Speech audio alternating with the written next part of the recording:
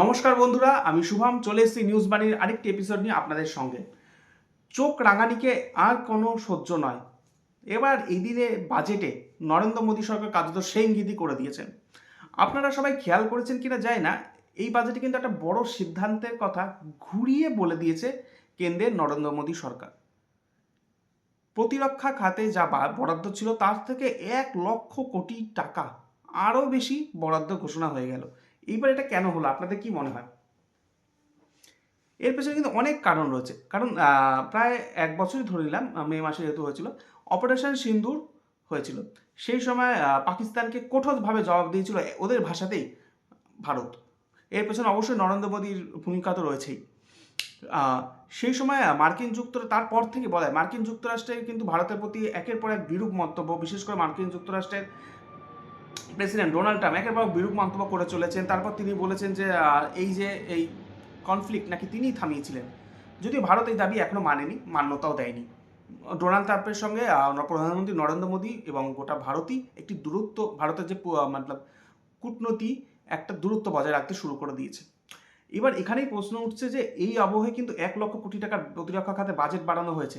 শুধু আমেরিকার চোখ রাঙানি নয়, পাকিস্তানকেও কিন্তু ঘুরপথে জবাব দেওয়া হয়ে গেছে। আমরা কিন্তু এবার কড়া ভাষায় জবাব দিতে তৈরি। বিশেষ করে ভারতের যদি প্রতিরক্ষা ব্যবস্থা দেখেন, শেষ কয়েক বছরে বিপুল হারে উন্নতি হয়েছে, বিপুল হারে ডেভেলপ হয়েছে, বিপুল হারে।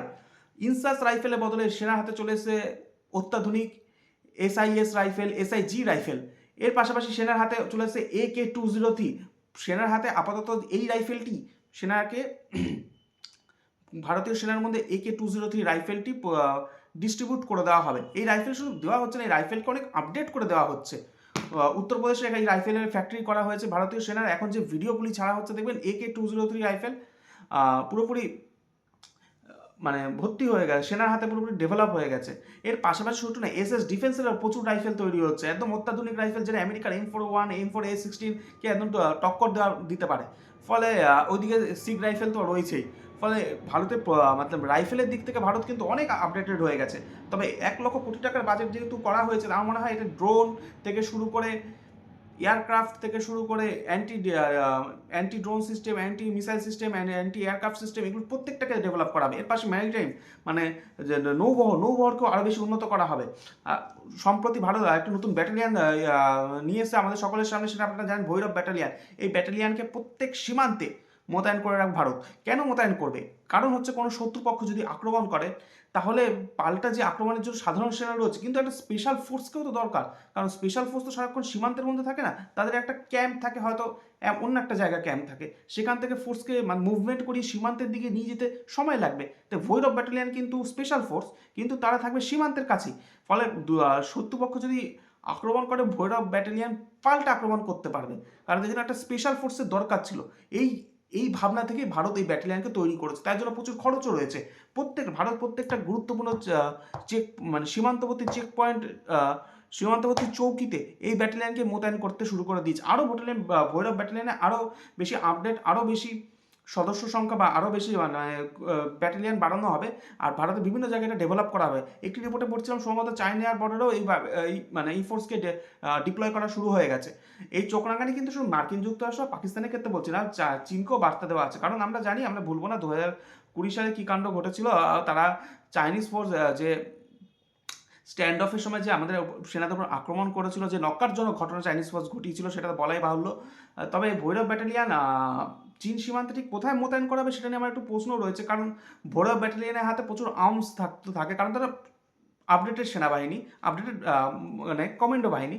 সেক্ষেত্রে তাদের কাছে আর্মস থাকবে বা ওয়েপেন থাকবে, AK-203 বা M4-এর কোনো রাইফেল, ইন্ডিয়ান তেজস রাইফেল, বা ওইদিকে সিক যে নতুন রাইফেলটা আছে সেটাও থাকতে পারে। কিন্তু আমাদের সঙ্গে চায়নার একটা বিশেষ মানে চুক্তি বলতে পারেন বা বোঝাপড়া বলতে পারেন, এটা আমার কাছে ক্লিয়ার না, কিন্তু রয়েছে। সেটা হচ্ছে ভারত চাইনিজ সীমান্তে, বিশেষ করে নো ম্যান ল্যান্ডে দুই দেশের কোনো সেনা বন্দুক ব্যবহার করতে পারবে না। হ্যাঁ, দুই দেশের কোনো সেনা বন্দুক ব্যবহার করতে পারবে না। তাই জন্যই এখানে বন্দুক সরাসরি ব্যবহার হয় না।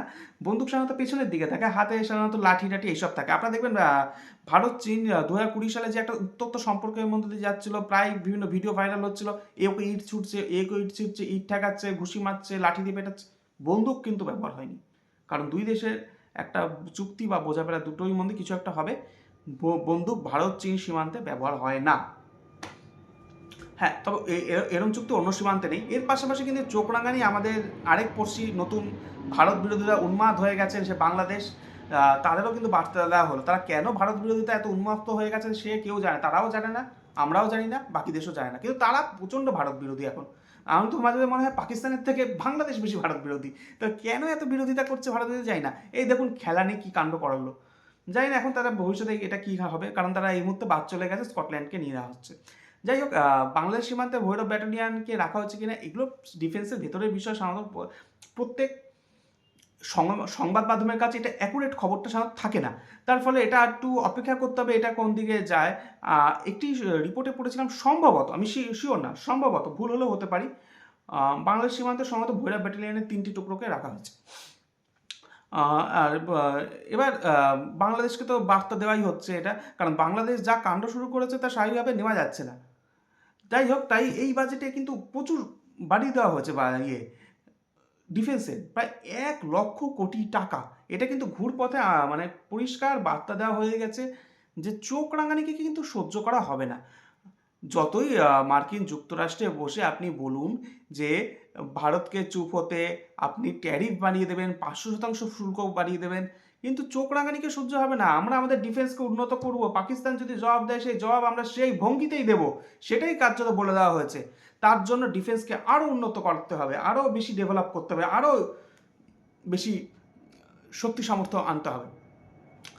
আপনাদের যে প্রজাতন্ত্র দিবসের যে প্যারেডে আমরা দেখেছিলাম যে ভারত তার সেনার বেশ কিছু অংশকে আমাদের সামনে প্রদর্শিত করেছে, অ্যান্টি ড্রোন সিস্টেমকে নিয়ে এসছে, অ্যান্টি ড্রোন গানকে নিয়ে এসছে।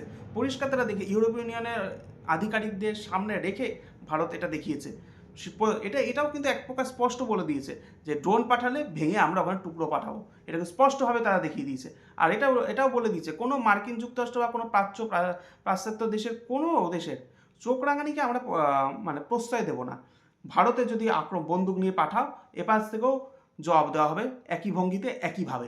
যেভাবে অপারেশন সিন্দুরের সময় যেভাবে ভঙ্গিতে জবাব দেওয়া হচ্ছে, ঠিক একইভাবে এবারও ছাড় দেওয়া হবে না। তাই জন্যই ভারত ডিফেন্সে প্রচুর পরিমাণে বাজেট বাড়িয়ে দিল। কেমন লাগলো এই এপিসোড অবশ্যই আপনারা কমেন্ট বক্সে জানাবেন। এই এপিসোড যদি ভালো লাগে সেটাও জানাবেন, খারাপ লাগলো সেটাও জানাবেন। আপনারা সবার শুভ হোক। ধন্যবাদ।